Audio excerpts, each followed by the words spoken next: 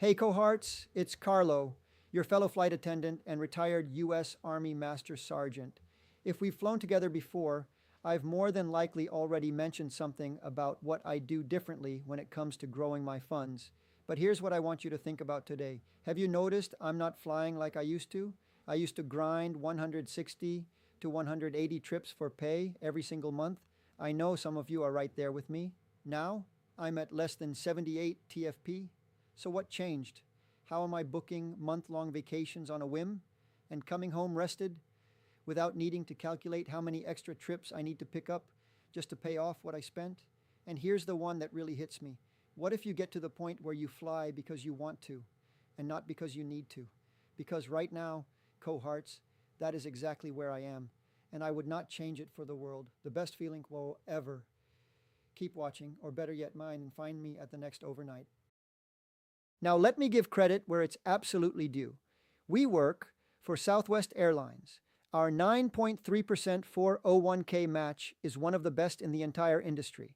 If you've been here around 20 years and you've been paying attention to your account, you're probably sitting close to $1 million right now. My personal favorite fund in our lineup is the Vanguard Institutional 500 Index Trust, 14.18% average annual return as of May 31st, 2026. By far the strongest option we have.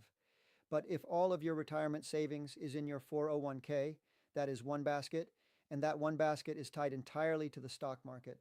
Remember 2008? The market crashed. It wiped years of gains, and it took over 5 years to fully recover. What happens if that kind of crash hits when you're about to retire? Are you willing to postpone? Or worse, what if your retirement funds don't outlast your life? That's not fear-mongering. That's a question nobody else is going to ask you. Not instead of your 401k, but alongside it to protect what you've spent decades building.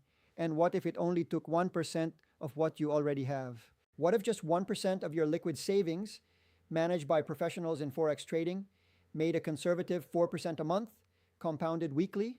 Compare that to the best fund in our 401k, which averages about 1.2% a month. Both compound, both grow, but they are in two very different leagues. And you can start with as little as $1,000. Now, this is the line I want to really land. If I'm wrong, 1% of your liquid assets won't even be felt. If I'm right, the potential gain over 10 years cannot be ignored. And here's one more thing that really got my attention. Unlike your 401k, where your money is essentially locked until you're 59 and a half, these funds are readily accessible at any time, at your discretion.